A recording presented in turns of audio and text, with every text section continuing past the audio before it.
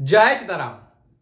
ନାଇଁ ଆଗ ମୁଁ ଭିଡ଼ିଓ ଆରମ୍ଭ କଲା ପୂର୍ବରୁ ଟିକେ ହସିଦେବା ମାନେ ହସ ତ ଲାଗୁଛି ପ୍ରଚୁର ଜୋରରେ କାହିଁକି ତାର ଗୋଟେ କାରଣ ଅଛି। କାଲି ଯେତେବେଳେ ମୁଁ କହିଲି ପଞ୍ଜାବ ଜିତିବ ଚେନ୍ନାଇ ହାରିବ ବହୁତ ଚେନ୍ନାଇ ଫ୍ୟାନ୍ ଥିଲେ ଆସି କମେଣ୍ଟ ବକ୍ସରେ ଅଢ଼େଇଶହ ଅଢ଼େଇଶହ ହଗି ଦେଇ ପଳେଇଲେ, ପୁରା ହଗି ଦେଇ ପଳେଇଲେ କମେଣ୍ଟ ବକ୍ସରେ ଯାହା ମନକୁ ହେଲା କହି ଚାଲିଲେ।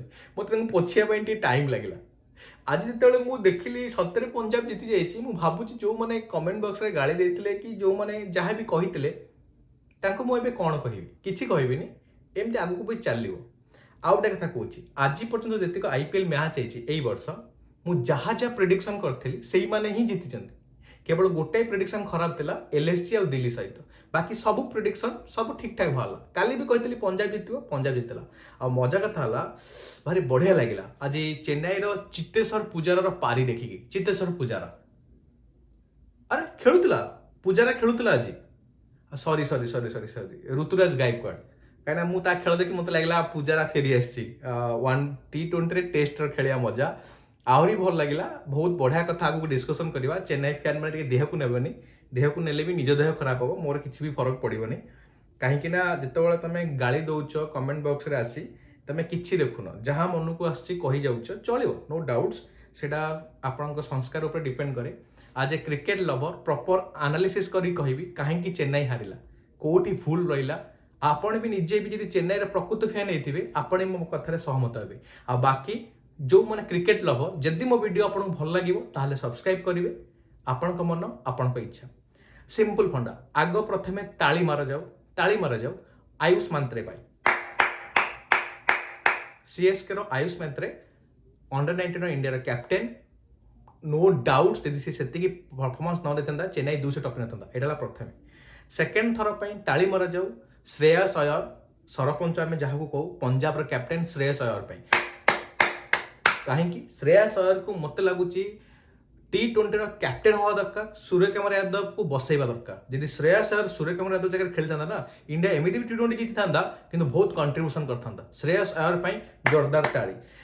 ଆଉ ଗୋଟେ କଥା ତୁମକୁ ଚେନ୍ନାଇ କାହିଁକି ହେଲା, ଚେନ୍ନାଇର ମାନେ ମାଇନସ୍ ପଏଣ୍ଟ ହେଲା ତାର ନିଜର କ୍ୟାପ୍ଟେନ୍ ଋତୁରାଜ ଗାଇକୱାଡ଼। ମୋତେ ଲାଗୁଛି ମହେନ୍ଦ୍ର ସିଂ ଧୋନି ଯେତେବେଳେ ଆସିବ ନା ଚେନ୍ନାଇ ଖେଳିବା ପାଇଁକି, ସେତେବେଳକୁ ଅଲରେଡ଼ି ଚେନ୍ନାଇ ଏଲିମିନେଟ୍ ହେଇଯାଇଥିବ, ଆଉ ତାର ସେତିକି ଦମ୍ଭ ନଥିବ। ସିମ୍ପଲ୍ ଫଣ୍ଡା, କିଏ କେଉଁ ପ୍ଲେୟାର ଆସିକି ଟେଷ୍ଟ ଖେଳିବ, ତମେ କ୍ୟାପ୍ଟେନ୍ ଋତୁରାଜ ଗାଇକୱାଡ଼ ଆଜି ପୁରା ଟେଷ୍ଟ ଖେଳିଲା, ସେପଟେ ଆୟୁଷ ମାତ୍ରେ ବାଡ଼େଇ ଚାଲିଛି, ଏପଟେ ଟେଷ୍ଟ ଖେଳି ଚାଲିଛି, ଲାଷ୍ଟକୁ ହାତକୁ ଦେଇ ପଳେଇଲା। ଆଉ ସଞ୍ଜୁ ସାମସନକୁ ମୁଁ ତମକୁ ଏବେଠୁ କହୁଛି, ଚେନ୍ନାଇ ପ୍ଲେୟାର ମାନେ, ସଞ୍ଜୁ ସାମସନ ଯଦି ସବୁ ମ୍ୟାଚ୍ରେ ଫ୍ଲପ୍ ଖେଳିବ ନା ତା ପାଇଁକି ମୋ ରେସ୍ପେକ୍ଟ ଏଇଠୁ ରହିବ। କାହିଁକି ନା ଭାଇ ସେ ମୁଁ ଆରମ୍ଭରୁ ନିଜ ସହିତ ଗୋଟେ ପ୍ରମିସ୍ କରିଛି, ନିଜ ସହିତ ଗୋଟେ କମିଟମେଣ୍ଟ କରିଛି ୱାର୍ଲଡ କପ୍ ଦେଖିଲା ମ୍ୟାଚ୍ ପରଠାରୁ। ସଞ୍ଜୁ ସାମସନ ଲାଇଫ୍ ଟାଇମ୍ ପାଇଁ ଯେତେବେଳେ ବି ଯୋଉଠି ଖେଳିଲା ତା ପାଇଁକି ମୋ ରେସ୍ପେକ୍ଟ କେବେ ବି କମିବନି, ସବୁ ଏଇଠୁ ରହିବ। କାରଣ କଣ୍ଟ୍ରି ପାଇଁ ସେ ଯେତିକି କରିଛି ନା, ବାକି ଭାଡ଼ ମେ ଯାଉ ଆଇପିଏଲ୍, ତା ପାଇଁକି ମୋ ରେସ୍ପେକ୍ଟ, ମୁଁ ତାକୁ କେବେ କନସିଡର କରୁନି ତା ପରଫର୍ମାନ୍ସକୁ। ସେ ମୋ ପାଇଁ ସବୁବେଳେ ଲେଜେଣ୍ଡ ହେଇକି ରହିବ ସଞ୍ଜୁ ସାମସନ।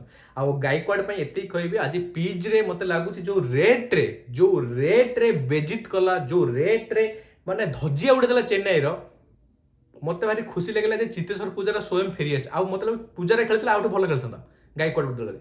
ଆଉ ଗୋଟେ ତମକୁ କଣ୍ଡିସନ୍ କହୁଛି, ତମେ ପ୍ରିୟାଂଶ ଆରିୟାକୁ ଦେଖ,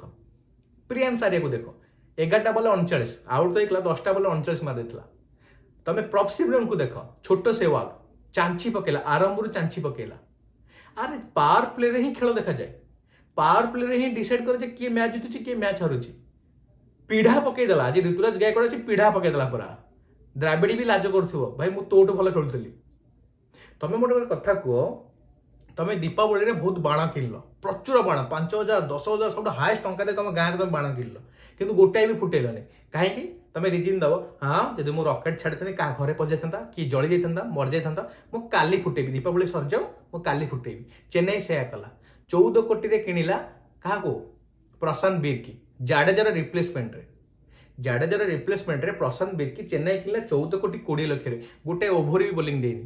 କେଉଁ ଦିନ ଜାଡେଜା ଗୋଟେ ଓଭର ବୋଲିଂ କରି ଗଲେ ଚେନ୍ନାଇରେ 4 ଓଭର ବୋଲିଂ କରି ୱିକେଟ୍ ନେବ, ତମେ ତାକୁ କାହିଁ ବୋଲିଂ ଦେଲନି? ମୋତେ ଗୋଟେ ରିଜିନ୍ ଦିଅ। ତମେ କହ ବାଉଆ ବ୍ୟାଟ୍ସମ୍ୟାନ୍ ଖେଳୁଥିଲେ, ଆବେ ଗବ ଗାଣ୍ଡୁ, ଯଦି ବାଉଆ ବ୍ୟାଟ୍ସମ୍ୟାନ୍ ଖେଳିବେ କ'ଣ ବାଉଆ ବୋଲର ବୋଲିଂ କରିବନି? ତାହେଲେ ତ ସିଏ ଖାଲି ଡାଉଆ ପାଇଁ ଖେଳ। ତମ ପାଖେ ଶ୍ରେୟାସ ଅୟର ମାରିକି ହଗଉଥିଲା ବେଳେ ତମକୁ, ତମେ ତ ପ୍ରଶାନ୍ତ ବିର୍କି ଗୋଟେ ଓଭର ଦେଇପାରିଥାନ୍ତ। ଆଉ ତାକୁ କିଣୁଥିଲ କାହିଁ 14 କୋଟିରେ? କ'ଣ ପାଇଁ? ତମେ ଦେଖ କେମିତି କେତେ କମ୍ବିନେସନ୍। सरफराज खान को 70 लाख किणी ताकू बैटिंग दौच माने सब कॉम्बिनेशन देख अलग प्रकार कॉम्बिनेशन पूरा तमें हारिबन तो किए हार तमें हारिबन तो किए हार मत गोटे कथा कह देख तमें कई ट्रॉफी जीतिच भाड़ में जाओ से पूरा मु मुंबई फैन मुंबई कई ट्रॉफी जीति से भाड़ में जाओ प्रेजेंट डेट रे परफॉर्मेंस डिपेंड करे फैंस माने तुमको माने ग्रहण करेंगे कि घृणा करेंगे महेंद्र सिंह धोनी सब रेस्पेक्ट एवठू रही सी भी बस भावुवे ना मो बेला भल मो गोड़ इंजर्ड होती पिच था गोड़े गोड़े पिटी था तुम परफॉर्मेंस देखिकी आउ तुमको एबे भी कहूँ पंजाब रे देख बोलिंग लाइनअप देख अर्शदीप सिंह जैसन अच्छी जो मो साउथ अफ्रिका डेंगा बॉलर सब नाटा सब मिस कर दिए जैसन ना कौन जानसन ना हाँ जानसन जानसन आमर अर्शदीप सिंह ऑस्ट्रेलिया से बॉलरटा ता ना भी मुझे भूल जाइए ऑस्ट्रेलिया से बॉलर रहा चाहल रहा बोलिंग लाइन पूरा स्ट्रंग था पंजाब तुम्हें भी किसी खराब स्कोर कर न 200 मार्थिल आप हाथी गुड़ा 300 मार था कि रोकी पाइलनि तुम गुण मु तो सब खुशी हुए चेन्नई तो हारे ना ये खुशी हुए बिकज तुम पाखे जो अस्त्र अच्छी तुम यूज कर महेंद्र सिंह धोनी सब खेलें कैप्टेनशिप तुम मुंड को से बुद्धि दवा दरकार कौ टाइम क्या दवा दरकार प्रशांत वीर अन्न बही 14 कोटी किणाई मत खेलाओ बेला भल के प्रभ सिमरन रन आउट होगा सी एका मारी हगे था जी हगी आहरी हगी था सिंपल फंडा आजिका डेट्र मो मतरे बेस्ट खेलला श्रेयस अय्यर आयुष मांत्रे मे भी चेन्नई हारी जाइए टोका केते मारियो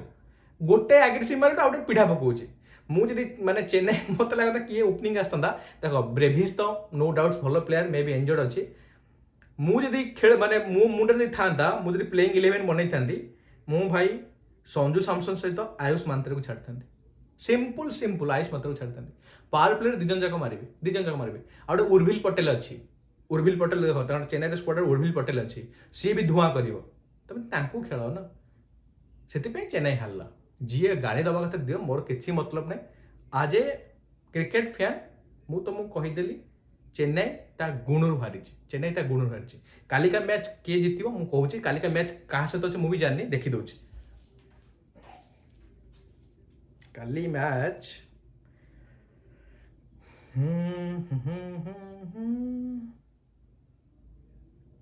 अरे भाई काली मैच अच्छी मोर माने मो मुंबई आ दिल्ली किसी कहबार नहीं मुंबई जीत भाई देख मो प्रेडिक्शन रंग हो पारे किंतु मुंबई जीत भाई मो Mumbai die hard fan because of Rohit Sharma Mumbai सियोर जीत कालिका मैच आपण को फ्रांचाइज फैन कमेंट बॉक्स फांका पड़े लिखिपारे जय सीताराम।